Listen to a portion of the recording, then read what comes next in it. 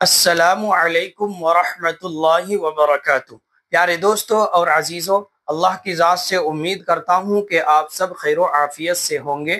Arabic grammar کا ایک بہت ہی اہم سبق ہے اعراب، جس کو سمجھے بغیر نہ تو عربی کا کوئی جملہ صحیح طریقے سے سمجھ سکتے ہیں اور نہ ہی عربی کا کوئی جملہ بنا سکتے ہیں۔ اس کو اردو کی ایک مثال سے میں سمجھاتا ہوں۔ جیسے اردو میں بولتے ہیں عمران نے یونس کو دیکھا، عمران نے یونس کو دیکھا۔ اگر کہا جائے کہ اس جملے میں دیکھنے والا کون ہے، کس نے دیکھا، تو کہا جائے گا کہ دیکھنے والا عمران ہے، عمران نے دیکھا۔ کیسے معلوم ہو رہا ہے؟ تو کہیں گے کہ عمران کے بعد جو یہ نے آ رہا ہے تو نے کے ذریعے سے معلوم ہو رہا ہے کہ دیکھنے والا عمران ہے، اور جن کو دیکھا گیا وہ کون ہے؟ وہ یونس ہے۔ کیسے معلوم ہوا؟ تو کہا جائے گا کہ یونس کے بعد جو کو ہے تو یہ کو کے ذریعے سے معلوم ہو رہا ہے کہ یونس کو دیکھا گیا، کو کے ذریعے سے معلوم ہو رہا ہے کہ جن کو دیکھا گیا وہ یونس ہے۔ عمران نے یونس کو دیکھا، اس کی عربی بنے گی رآ عمران، عمران یونس، رآ عمران یونس، عمران نے یونس کو دیکھا۔ تو جو عمران کا آخری حرف نون ہے، نون کے اوپر جو ضمہ ہے پیش ہے، اسی کا ترجمہ نے سے ہو رہا ہے، اور یونس کے آخری حرف سین کے اوپر جو فتحہ ہے، زبر ہے، اس کا ترجمہ کو سے ہو رہا ہے۔ عربی زبان میں نے، کو، کا، کے لیے الگ سے لفظ نہیں آتا ہے۔ یہ کلمے کے آخری حرف پر جو علامتیں آتی ہیں، اعراب آتا ہے، اسی سے معلوم ہوتا ہے کہ عمران نے یونس کو دیکھا۔ اب اگر اردو میں بدل دیا جائے، یہ نے کی جگہ کو لا دیا جائے اور کو کی جگہ نے کو لا دیا جائے اور کہا جائے عمران کو یونس نے دیکھا، تو مطلب بدل گیا۔ ایسے ہی عربی میں یہ عمران کے نون کے اوپر جو ضمہ ہے پیش ہے، اس کو ہٹا کر کے زبر دے دیا جائے، فتحہ دیا جائے، اور یونس کے سین کے اوپر جو فتحہ ہے اس کو ضمہ کر دیا جائے، زبر کو پیش کر دیا جائے، تو مطلب بدل جائے گا اور معنی کیا ہو جائے گا کہ عمران کو یونس نے دیکھا۔ تو عربی زبان میں نے، کو، کا، کے لیے الگ سے لفظ نہیں آتا ہے۔ آخری حرف پر جو علامتیں آتی ہے، اعراب آتا ہے، اسی سے جملے کا مطلب سمجھا جاتا ہے، اسی سے جملے کا صحیح مفہوم اور صحیح مطلب معلوم ہوتا ہے۔ تو اعراب کہتے ہیں کلمے کے آخری حرف کی علامت کو، آخری حرف پر آنے والی علامتوں کو اعراب کہتے ہیں۔ عربی کا کوئی بھی جملہ ہوگا تو اس میں 4 چیزیں ہوں گی۔ نمبر 1 اعراب، نمبر 2 محل اعراب، نمبر 3 عامل، نمبر 4 معمول۔ اعراب کہتے ہیں کلمے کے آخری حرف کی علامت کو۔ نمبر 2 محل اعراب، وہ حرف جس پر اعراب آتا ہے۔ نمبر 3 عامل، وہ کلمہ جو اعراب دیتا ہے۔ نمبر 4 معمول، وہ کلمہ جو اعراب کو قبول کرتا ہے۔ چلیے ایک مثال سے سمجھتے ہیں۔ جیسے جاء خالد، جاء خالد، رأیت خالدا، رأیت خالدا، سافرت بخالد، سافرت بخالد۔ اعراب کلمے کے آخری، ایک خالدن ایک کلمہ ہے، کلمے کے آخری حرف کی علامت، یہ آخری حرف دال ہے، علامت یہ اس کے اوپر جو ضمتین ہے، 2 ضمہ ہے، یہی علامت ہے۔ کلمے کے آخری حرف کی علامت کو اعراب کہتے ہیں۔ یہاں ضمتان ہے یعنی 2 پیش ہے، اور خالدن یہ 2 زبر ہے، فتحتان ہیں، اور یہ خالدن میں کسرتان ہے، 2 زیر ہے۔ تو کلمے کے آخری حرف کی علامت جو جملے میں کلمے کے مقام کے اعتبار سے بدلتی رہتی ہے، تبدیل ہوتی رہتی ہے، اسی کو کہتے ہیں اعراب۔ تو یہ خالدن میں یہ دال کے اوپر جو ضمتان ہے یہ اعراب ہے، خالدن میں دال کے اوپر جو فتحتان ہے یعنی 2 زبر ہے، یہی ہے اعراب، اور خالدین کے اخیر دال کے نیچے جو کسرتان ہے، 2 زیر ہے، یہی ہے اعراب۔ تو آخری حرف پر آنے والی علامتوں کا نام ہے اعراب۔ اب آخری حرف سے پہلے والے حرف پر جو علامتیں آئیں گی ان کو اعراب نہیں کہیں گے، جیسے خالدن میں خا کے اوپر فتحہ ہے، وہ اعراب نہیں ہے۔ ایسے لام کے نیچے کسرہ زیر ہے، اس کو اعراب نہیں کہیں گے۔ آخری حرف پر جو علامتیں ہوں گی انہی کو اعراب کہیں گے۔ محل اعراب، اب محل اعراب کون ہے؟ خالدن ایک کلمہ ہے، محل اعراب یہ دال ہے۔ محل اعراب جس پر اعراب آتا ہے، آخری حرف پر اعراب آتا ہے تو وہی ہے محل اعراب۔ عامل، عامل وہ کلمہ جو اعراب دیتا ہے، تو یہ پہلی مثال میں جاء خالدن میں یہ اعراب دینے والا جاء ہے، تو یہی عامل ہے۔ اور رأیت خالدن میں خالدن پر اعراب دینے والا یہ رأیت ہے، تو رأیت عامل ہے۔ اور یہ لاسٹ میں با حرف جر ہے، یہ ہے عامل، یہ ہے عامل۔ اس کے بعد ہے معمول، وہ کلمہ جو اعراب کو قبول کرتا ہے، تو یہ خالدن ایک کلمہ ہے جو اعراب کو قبول کر رہا ہے، اسی پر اعراب آ رہا ہے۔ اب پڑھیں گے اقسام اعراب۔ اسم کا بیان پڑھ رہے ہیں، نون کا بیان پڑھ رہے ہیں، تو اسم پر آنے والے اعراب کل 3 طرح کے ہیں۔ نمبر 1 رفع، نمبر 2 نصب، نمبر 3 جر۔ رفع، نصب، جر۔ رفع، نصب، جر یہ حالتوں کا نام ہے۔ کوئی بھی کلمہ رفع کی حالت میں ہوگا تو اس کو مرفوع کہیں گے، نصب کی حالت میں ہوگا تو اس کو منصوب کہیں گے، اور جر کی حالت میں ہوگا تو اس کو مجرور کہیں گے۔ ایک بات یہاں یہ یاد رکھیے کہ بعض لوگ یہ رفع کو ضمہ کہہ دیتے ہیں، پیش کہہ دیتے ہیں، جو کہ صحیح نہیں ہے، اس لیے کہ کوئی بھی کلمہ رفع کی حالت میں ہوگا تو اس پر آنے والی ایک علامت ضمہ ہے، پیش ہے۔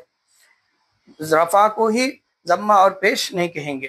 اسی طرح نصب کو فتحہ زبر کہہ دیتے ہیں، جو کہ صحیح نہیں ہے، اس لیے کہ نصب کی حالت میں کوئی کلمہ ہوگا تو اس پر آنے والی علامتوں میں سے ایک علامت فتحہ ہے، ایسا نہیں کہ نصب ہی فتحہ ہے۔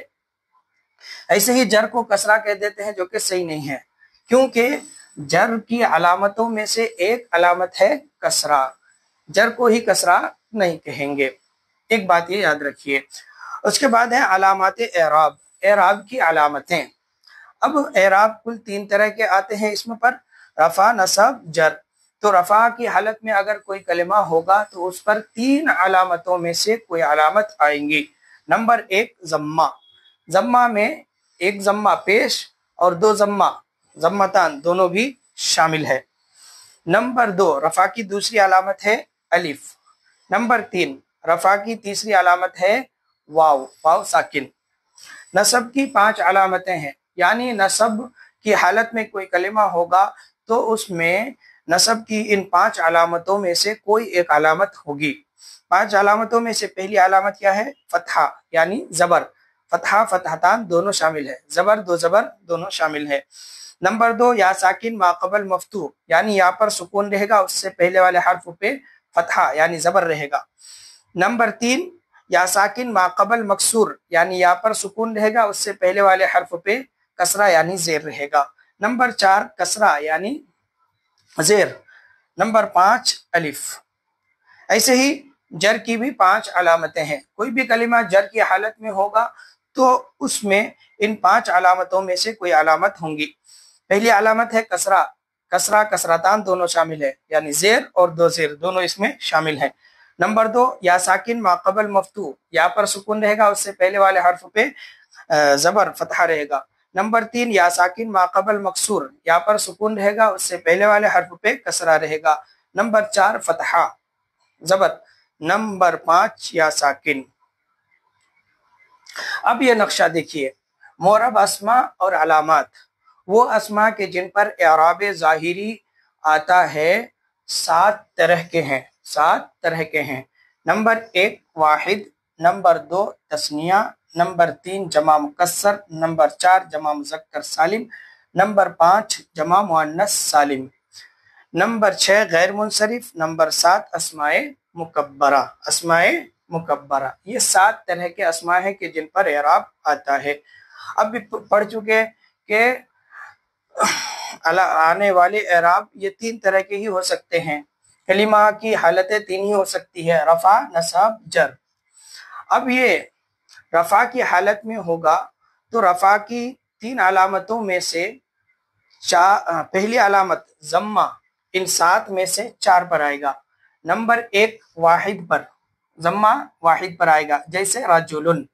نمبر 2 جمع مکسر پر جیسے رجال، یہ دیکھیے 2 پیش۔ نمبر 3 جمع مؤنث سالم جیسے مسلمات۔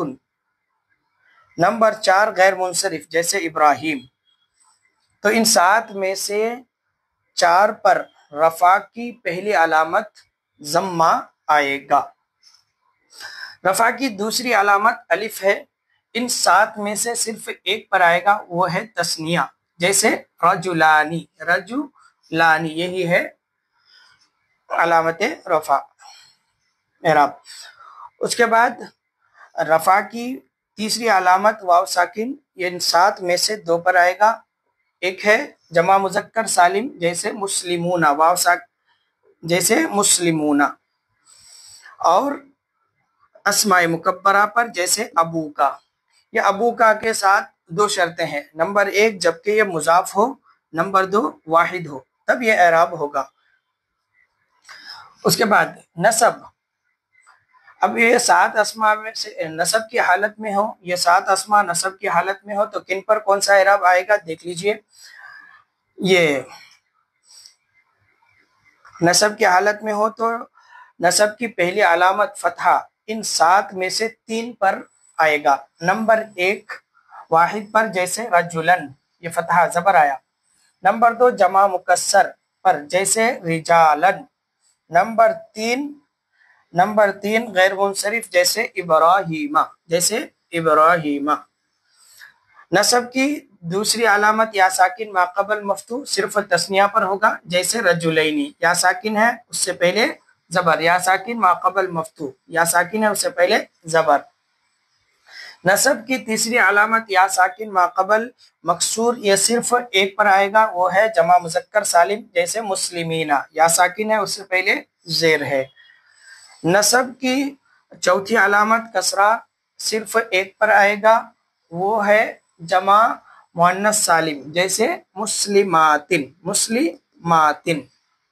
نصب کی 5ویں علامت الف، یہ صرف ایک پر آئے گا جیسے اسماء مکبرہ جیسے ابا کا، اس کے ساتھ بھی وہی 2 شرطیں ہیں جبکہ یہ مضاف ہو اور واحد ہو۔ اس کے بعد ہے جر، اب یہ 7 اسماء جر کی حالت میں ہو تو کن پر جر کی کون سی علامت آئے گی دیکھیے۔ جر کی پہلی علامت کسرہ ان 7 میں سے 3 پر آئے گا۔ نمبر 1 واحد پر جیسے رجل، نمبر 2 جمع مکسر پر جیسے رجال، نمبر 3 جمع مؤنث سالم پر جیسے مسلمات۔ جر کی دوسری علامت یا ساکن ما قبل مفتوح، ایک ہی پر آئے گا، وہ ہے تثنیہ جیسے رجلینی۔ نصب جر کی تیسری علامت یا ساکن ما قبل مکسور، وہ بھی صرف ایک پر آئے گا، وہ ہے جمع مذکر سالم جیسے مسلمین۔